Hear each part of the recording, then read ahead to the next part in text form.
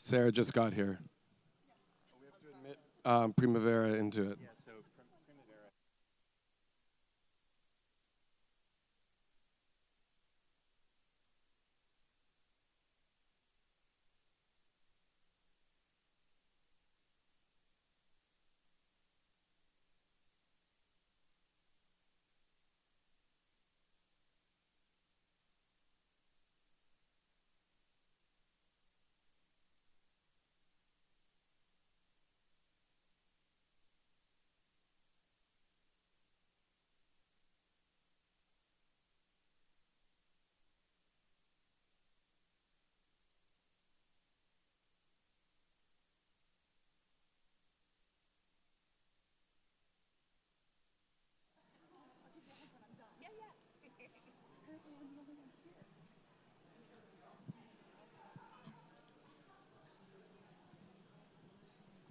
Sarah Conley when I introduce.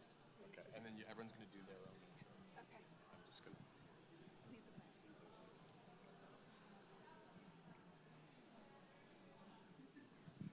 Primavera's back.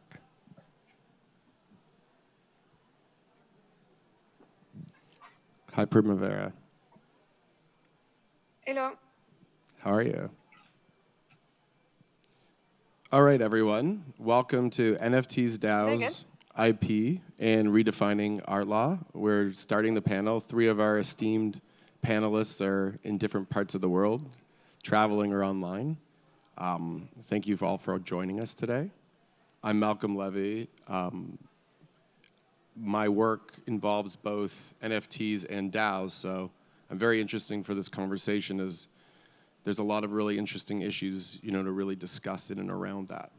We're joined today by Primavera De Filippi, Sarah Conley Odenkirk, Penny Rafferty, and Alana Kushner. I'm going to ask everyone to quickly introduce themselves, and then we'll get on to the questions and discussion. First of all, I'll pass it over to Sarah. Hi, thank you very much for having me here today. And I'm sorry that the rest of the group is online and not here, because I'd love to shake everyone's hand and say hello. Really excellent group. My name is Sarah Conley Odenkirk. I'm a partner at Cowan Debates, Abrahams and Shepherd, and co-head the Art Law and NFT Practice Group. And I will keep it short, and we can get to the questions. Amazing. Primavera, you want to go next? Sure. Hi, everyone. I'm Primavera De Filippi. I'm a researcher at the CNRS and at the Berkman Klein Center at Harvard. And my work is mostly on copyright law and blockchain technologies. And I've been focusing on what are the new legal challenges that are raised by the technology, as well as the new opportunities that it provides. And I'm also the co-founder of the Koala Foundation, which is an international organization that has been working since 2014-15 on trying to bridge the gap between blockchain and the law, focusing on various issues related to smart contract DAOs and copyright questions. And then finally, I'm also an artist, so I'm doing blockchain-based art pieces, but using NFT or not using NFT, but using blockchain as the new medium of expression in order to explore new ways and new artistic practices. Amazing. And Penny? Hi. My name is Penny Rafferty, and I guess where I come into the DAO field, predominantly rather than the NFT spectrum, is through the art world and using DAO thinking and DAO philosophy to really hold the art world accountable to resource distribution, equality, and actually the production of how we create works underneath this sort of new emergent technology as a guide. My research has led me to creating in 2018 a white paper called the Black Swan, which is specifically around Berlin's local art scene, that then actually 2 years later has become a fully fledged DAO, which is maintained by myself, Laura Lotti, Callum Bowden, and Lies van der Hekke. And this really sort of separates the users and the stakeholders between 2 different sort of resource pools, one being active and one being staking, to sort of change the flows and dichotomies of art production. And alongside that, I've also been working with Ruth Catlow. We're both principal investigators of the Blockchain Serpentine Lab. And we recently released a book called Radical Friends, Decentralized Autonomous Organizations in the Arts, which I can happily say that at least Alana and Primavera have heavily fed into the collection of knowledge that has been gathered by myself and Ruth over the years. And so I'm also really looking forward to this conversation. Lovely, and it's an incredible book. I think it's meant so much to so many people in the space. And finally, Alana. Hi, everyone. My name is Alana Kushner. I am an art lawyer and curator. I'm the founder of Guestwork Agency, which is the first dedicated art law and advisory practice in Australia. Since 2019, I've also been leading the Serpentine Legal Lab as the principal investigator.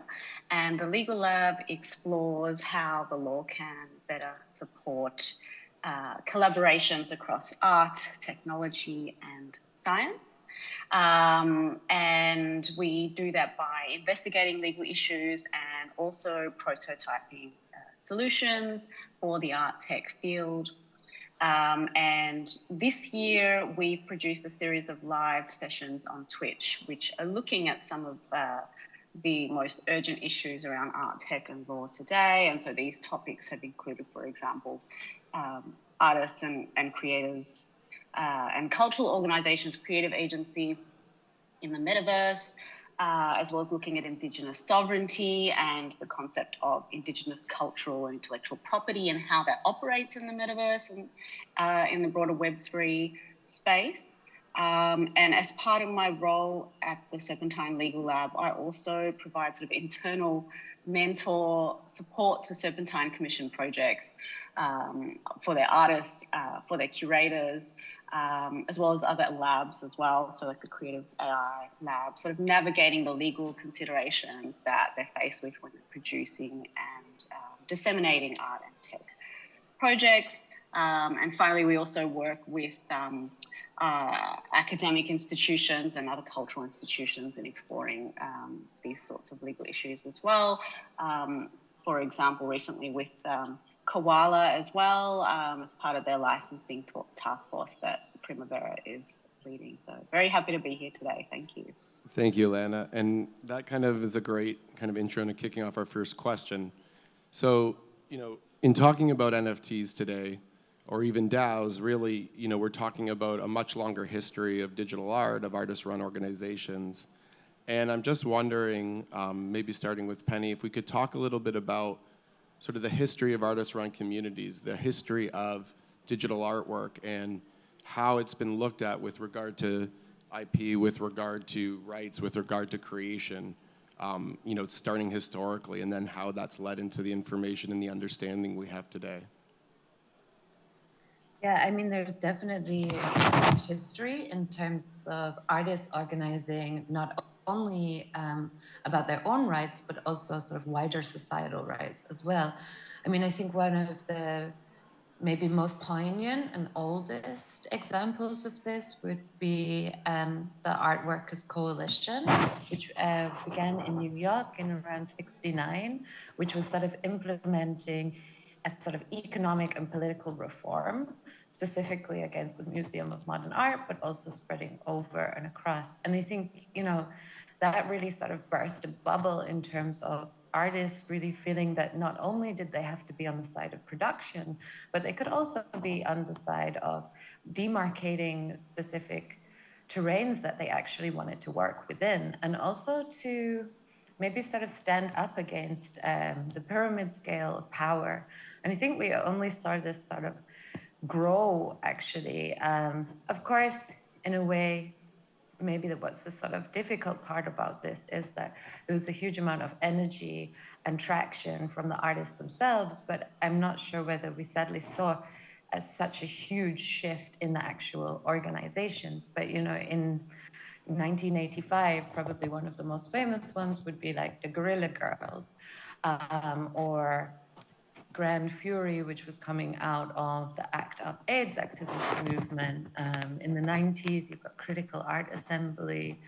But what I think that's really interesting about those specific legacy art collectives is that what they were doing were really trying to create a sort of interface between wider societal conditions and actually their own sort of worlding. And I think that's also what we begin to see in a much more sort of fundamental way quite recently with people like Terra Zero, creating legal interactions for a self-owning forest or BitNation or even Bail Block, that were providing Monero mining units to create collective pools, liquidity pools of money that then would be sent towards the abolitionist movement and prison reform regulations. And I think that that's also really interesting in terms of like how do artists attach the necessity around how they position themselves legally within now the new context of DAOs and NFTs. What I would say though is that I feel, and maybe Alana and Primavera and Sarah can speak a lot more to this, but I feel like that there is a lot of way to go in terms of actually getting these entities being pinned and held accountable on a very sort of universal and global and basic level. And what I would also say, that's something I thought about in terms of this sort of initial question, would also be about accessibility as well. You know, we can have beautifully progressive laws and legal status, but how do we get that into the hands of people that need it?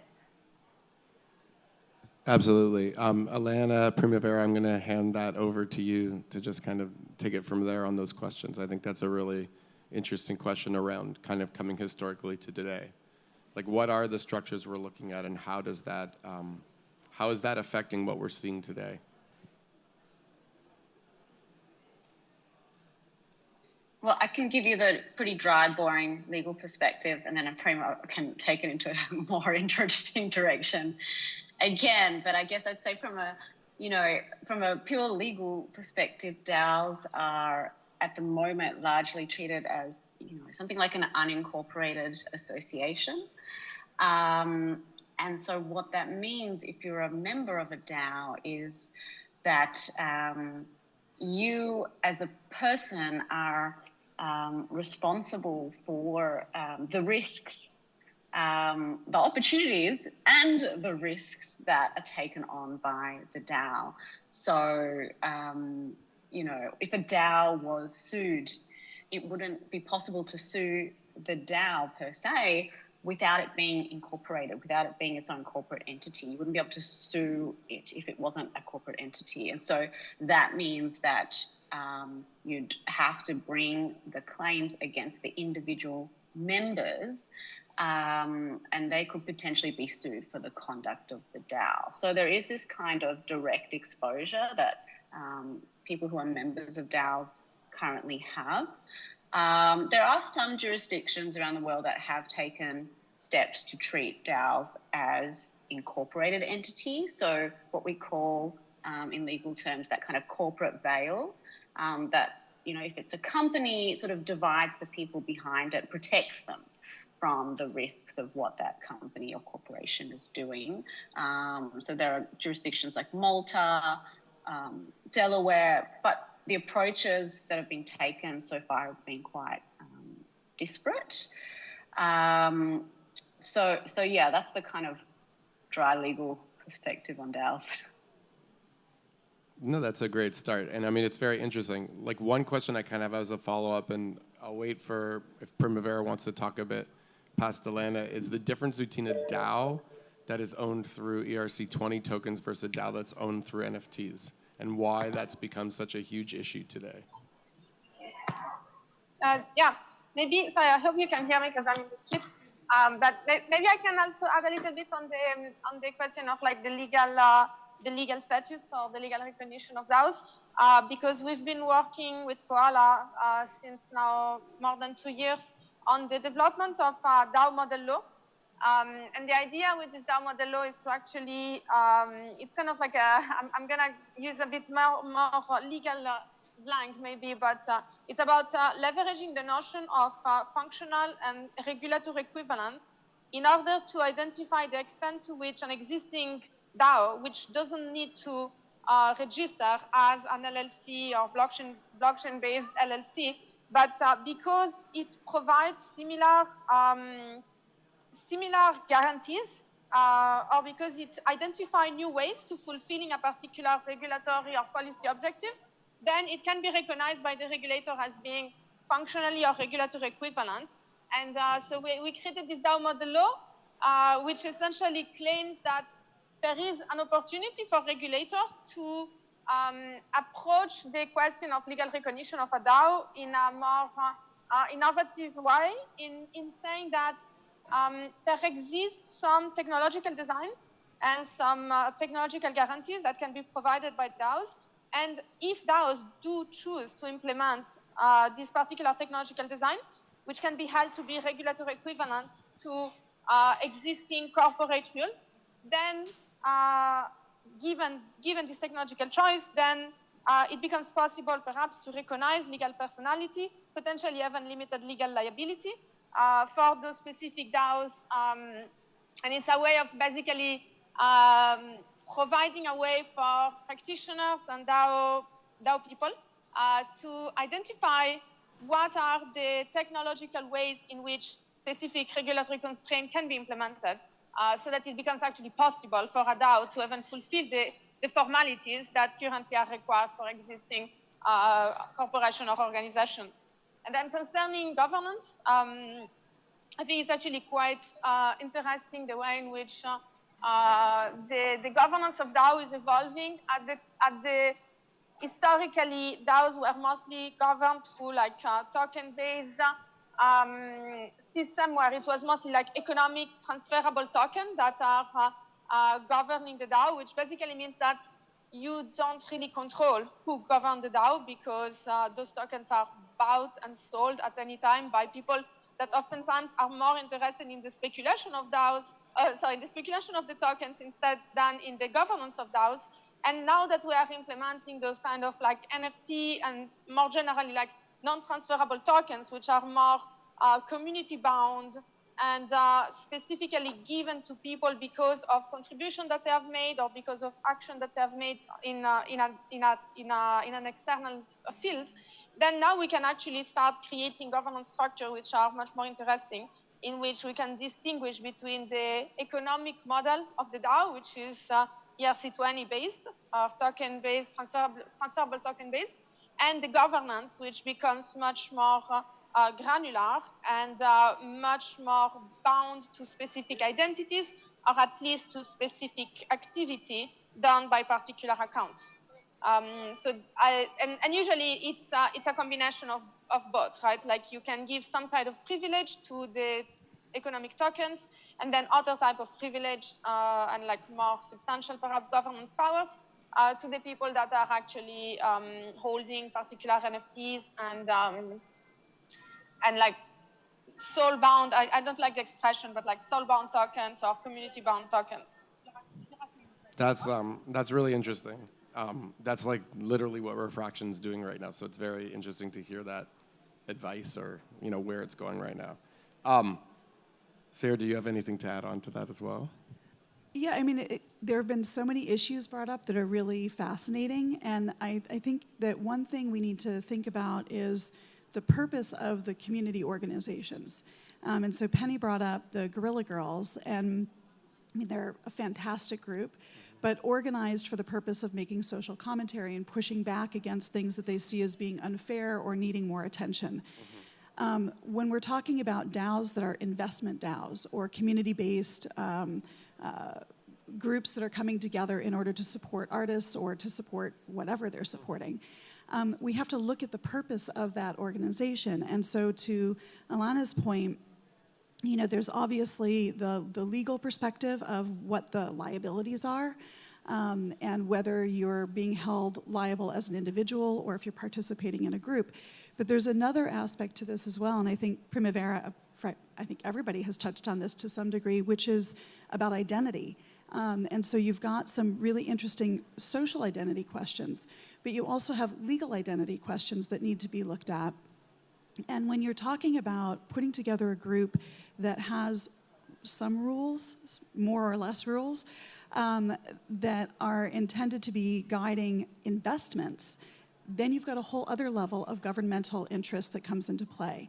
And so the government is really interested in protecting, I'm speaking in large generalities, in protecting people against fraud, against corruption, against people coming in and taking people's money and walking off with it. And that becomes difficult when you're talking about mechanisms that allow for anonymous participation or pseudonymous participation. So I think that, in looking at these structures, both from a community perspective, a social perspective, and a legal perspective, we have to really take a look at what the purpose of that organization is and what existing regulations may be applied to that operation. That's a really interesting point. So one thing that I've heard from a lot of different folks and friends that are part of either Refraction or other DAOs that I'm in as well, or that are running different DAOs or part of that main organizational group, is a lot of the work would be considered almost in some cases charitable, or nonprofit work, very similar to like an artist-run center or a nonprofit festival, while other work might be more commercial in purpose. How do you look at a DAO within that context, where you have these different actions happening? Well, I think that's one of the main concerns, right, is that you can't come up with a one-size-fits-all response. It has to be based on more granular details and more stated purposes. And based on that, we're going to see either existing regulations being applied to the DAO structures, or we're going to have to see some reconsideration for how organizations are treated. And there's going to have to be some movement in terms of the anonymous nature of the blockchain registrations that are indicating the memberships in those communities and conversations. Very interesting. So I just wanted to throw it to the other side of that, meaning NFTs. So Alana, I'd be interested in any work that you've been really looking at or researching in terms of NFTs specifically, in the same way as DAOs. Like, what is the legal consideration for NFTs right now? As we know, a number of museums have started or will be starting to collect NFTs. There's a lot of discussion around that right now. Obviously, a lot of people have collected NFTs at this point. Like, what is the actual legal structure? How is it looked at compared to any other sort of like formal contract with regard to purchasing art or digital contracts before that, or finite or anything else in between? Well, again, like our observations with DAOs, it's very much a concept that is still being worked through from the perspective of the law. And, the law being jurisdictional, what that means is that ultimately we will see perhaps slightly different approaches taken by jurisdictions in their treatment of NFTs. There have been a couple of jurisdictions to date, some high courts, the High Court of the UK, the High Court of Singapore, which have actually looked at the treatment of NFTs as property. While that might be seen as almost an assumption that NFTs are a form of property, that's something that, again, the law has to work through, and the way it works through that is by having these ideas tested in courts. That is one of the ideas that have been tested. Of course, the intellectual property issues that come with NFTs has received a lot of focus in the past year and a half.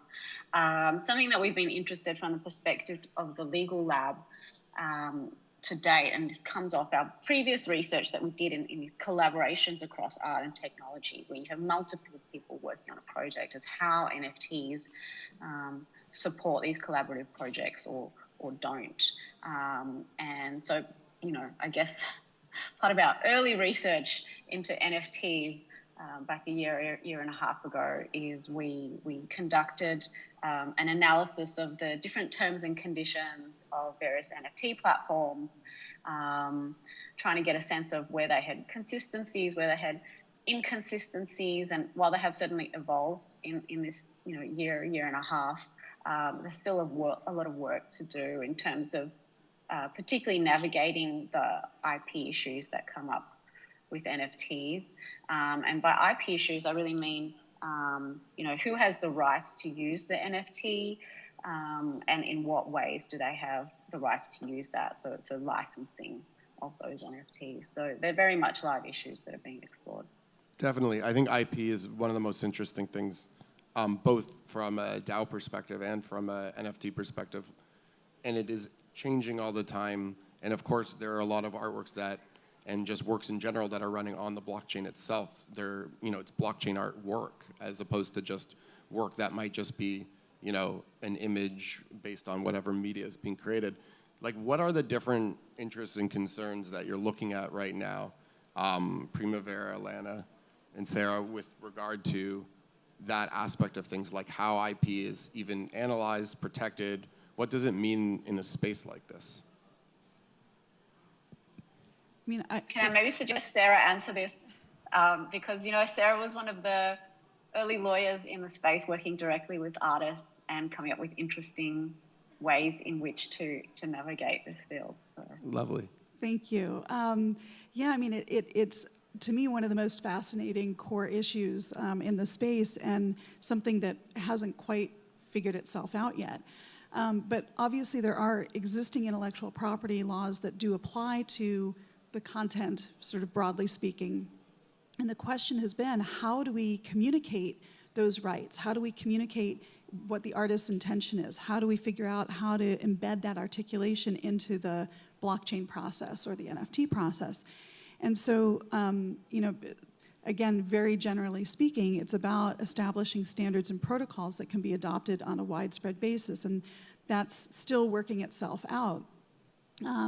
One of the things that I've been looking at for the last couple of years now is, how do you attach those articulations to NFTs in a way that can be communicated to the collector?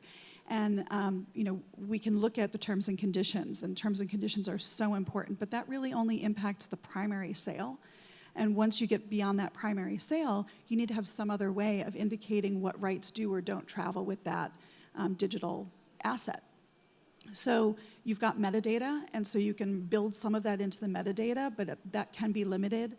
And of course, that depends on which chain you're operating on, what the standards are in terms of developing and exploring that metadata.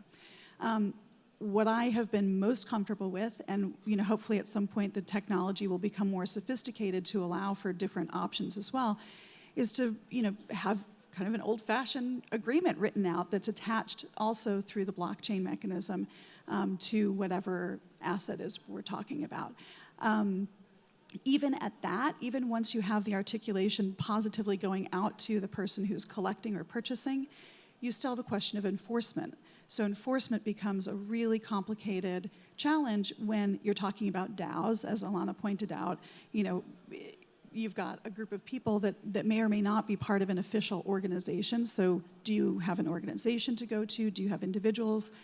And for an artist, a creator making their work, how do they go after somebody who has infringed or done something inappropriate with the work that they have put on the blockchain and sold through the existing mechanisms? Yeah, no, absolutely. It's very interesting. And historically, to go back to that, original conversation, there have been these different kind of digital authentication contracts that have happened over time, and it would be probably really important for them to become part of any major sale in NFT market. Right. I mean, the issue to me at the core is calling what comprises an NFT a smart contract. Like, that language is very confusing to people who are used to working with contracts, because there's not a contract there. And we do have to figure out how to better navigate the agreement portion of the relationship, both in the digital space as well as the physical space, of course. Right, absolutely. That's interesting. Smart contracts are not contracts. If I can jump on. So this is precisely the work that we've been doing, again with Koala, with regard to the NFT licensing task force. precisely because of, as Sarah and Alana have said, there is a lot of legal uncertainty around what is the IP rights that are being provided when one is purchasing an NFT. By default, it is absolutely nothing. And the other default is that the terms and conditions are stipulated by the platforms on which those NFTs are being sold. And the problem is that these terms and conditions can be changed at any time. And if I purchase a token at day one, and then after a while the platform is changing the terms and conditions, I have a very hard time actually proving that at the time in which I purchased the token, I had specific rights that I might not longer have. So we've been working on this token-bound license, which is essentially a way of incorporating a legal contract, a copyright license, directly into the token that is being transferred in such a way that whenever the token is being transferred, then the license is also being transferred. And the way we've done that, because it's actually a little bit challenging in the sense that you don't want to require the licensor to do a new license or to create like a long chain of sub-licensings every time the token is being transferred. And so we created a system of like conditional public license. So the public licensing schema is quite often used in the context of open source licenses or Creative Commons licenses. But we made it conditional to the fact that in order to benefit from this public license that applies generally to the world at large, the condition is that you need to be the holder of a particular token, which in this case will be the NFT, on a particular ledger. And so that means that you can both license the work under a particular license and then provide additional legal benefits to whoever is the token holder of whatever work is associated with that token. And in this way, it actually creates, like it eliminates the problem, as you say, Sarah, of like, yes, the smart contract is not a legal contract, but the smart contract is a very nice way of incorporating a legal contract by referencing it into the code, into the metadata, in such a way that the license is now bound with the token. And so the information about what are the rights and conditions associated with ownership of the token are no longer defined at the outset, either just at the primary market or only via the terms and conditions of a centralized platform that have the power to change them.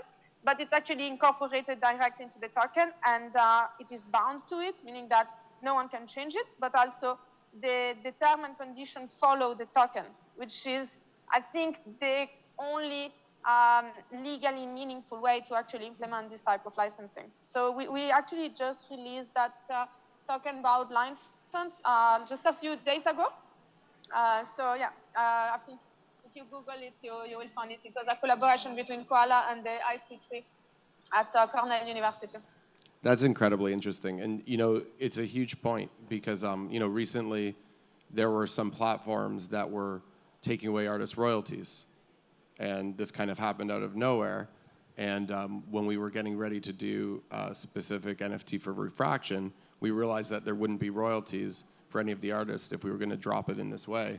And we actually worked with a bunch of developers to like rewrite the contract, working with OpenSea and with Zora to make sure that royalties would retain for artists. And then, of course, sharing that code everywhere. And I think it's something very interesting. How do you make sure that that happens in a world that is changing so quickly?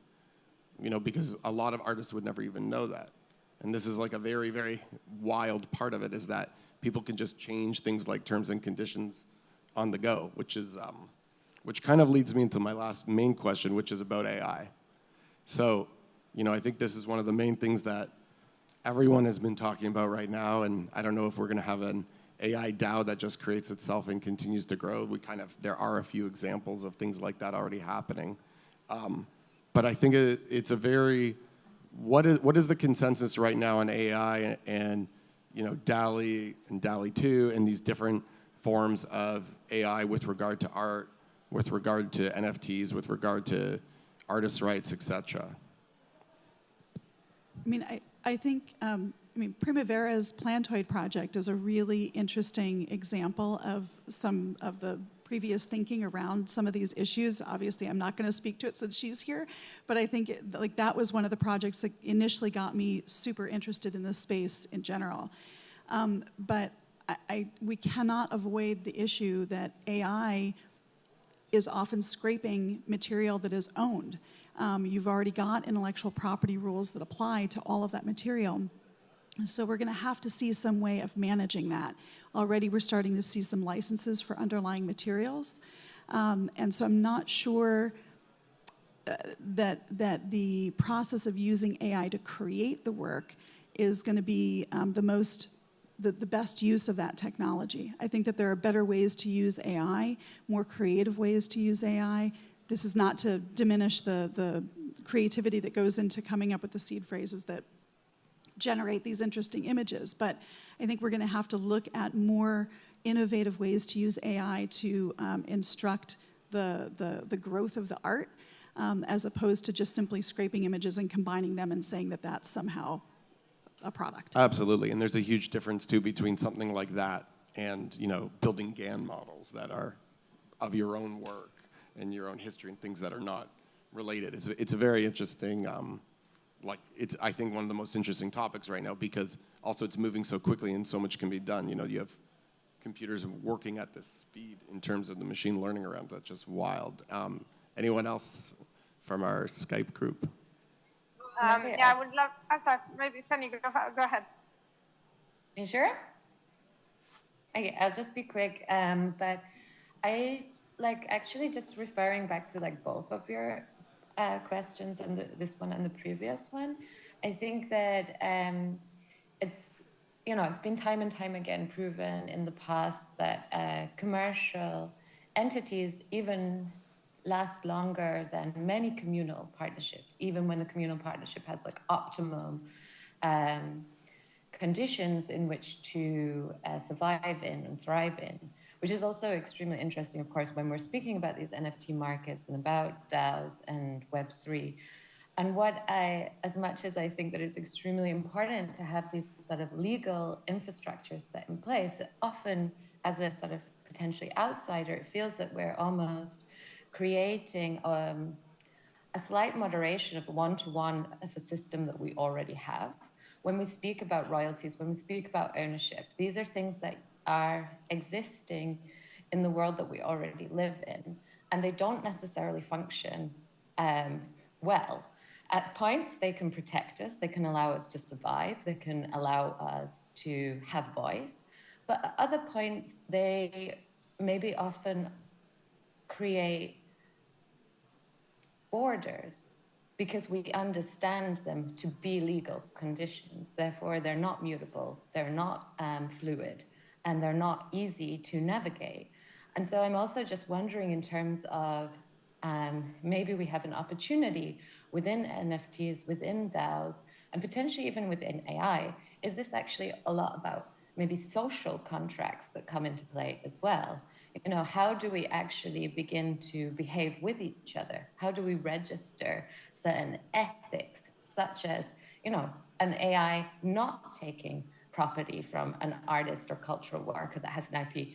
Isn't that social pressure that can actually create a law of its own if you begin to refuse to participate with these types of technologies that are actually having kind of ethical consequences? So it's maybe not really an answer, or just sort of thinking aloud of these, moving balls. Yeah, absolutely. I mean, I think one of the biggest purposes of Web3 is to redefine. And, if you're not redefining, then what are we doing? Primavera, if you want to go next, and then we're all going to wrap it up after that. We're basically right at time. This has been fascinating. Yeah. Basically, I wanted to make a note on the fact that I think that there is a lot of people that are trying to explore this kind of interaction between AI and blockchain technology. I think to me they are related, but in a very tangential manner, where AI is mostly about, I would say decisional autonomy. So we are creating systems that can decide things on their own because of the training model that they have. And instead, blockchain technology is more about operational autonomy, right? So the Planted project does not incorporate intelligence in the sense of AI intelligence, but it is autonomous. It is autonomous in the sense that it has its own capacity to operate independently of anyone having to run the server, execute function, and so forth because of the blockchain capacity.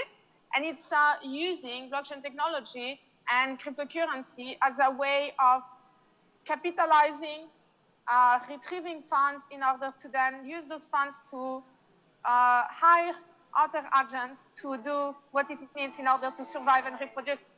And I'm actually currently working on another project, which is another type of blockchain-based life form, which is also an artistic project. This time it's completely on-chain. And the idea is really to create those blockchain-based creatures that come with particular features, whether those are like physical attributes or governance attributes that people can give, people can interact. So it goes back to the NFT, where most of the NFT are things that you own and collect, whereas this one is an NFT that you cannot own, but you can interact with the NFT by feeding those creatures, by petting those creatures, and they create attachment to you. And when they are attached to you, you can give them new genes. And so you can actually make an evolutionary system where every time a creature with specific gene reproduces with another creature, and that gene is being transferred, then the person that gave the gene will capitalize some of the funds that the creature has acquired. And so in this sense, it creates, again, like is it AI? I wouldn't call it AI, but it is something that has evolutionary capacity and operational autonomy, and that is leveraging the capitalization process of blockchain technology in order to thrive and in order to replicate and in order to evolve. And to me, this is where it becomes really interesting, is to create a different type of AI in which the intelligence is actually provided by people. It's people that need to conceive of and identify which one are the genes that will be the most popular and therefore will be likely to reproduce more and therefore will provide more return on the person that invented that gene. But we're not delegating to AI this, and yet we are using blockchain technology to create those systems that are autonomous because they don't need anyone to survive except for the people that they pay or that they reward in order to provide those new features to them. And I think this is an interesting distinction to draw, the distinction between operational and decisional autonomy, where AI doesn't have operational autonomy. AI just can make decisions, but it still needs a lot of computational power and people actually running those AI. Whereas the blockchain has this autonomy of being able to run on its own, and the decision-making or the governance structure is still depending on people, but it's still autonomous because they can reward the people. The people are not doing it for altruist purpose. They are doing it because they're being hired to do this by the blockchain-based systems. Amazing. Well, I think that's an amazing place to end as well. Looking at the human around all of this, it's so important, that interaction. You know, I think it's something that doesn't get talked about enough, the humanistic aspect of what folks are trying to do in Web3. I want to thank all of our panelists, both here and abroad. Thank you so much for joining us today. This was, absolutely fascinating. Thank you. Thank you. Thank you, everyone. Bye-bye.